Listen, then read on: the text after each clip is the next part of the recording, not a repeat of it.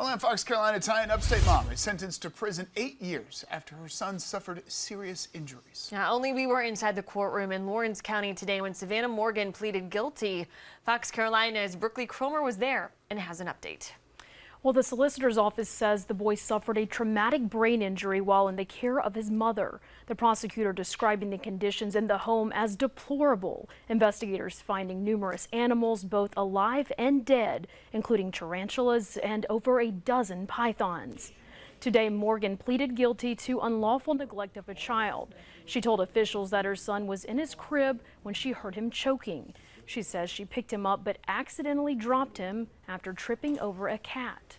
The toddler had a brain injury and had bruises to his back. Prosecutors said a doctor was willing to testify that his injuries were consistent with shaken baby syndrome and child abuse. The child and his 3 siblings have now been adopted by their paternal grandmother. She says he has trouble walking, eating, and speaking, but considers it a miracle that he's alive. Every single one of his doctors and his specialists all say shaken baby. In fact, his neurologist had said that not only was he shaken, but he was rather thrown or hit, like hit in the head with something. He's on the more immature side since he's developmentally delayed, so he watches a lot of toddler level cartoons. Carries around his blankie still. So he struggles through everything. Every task is a struggle for him.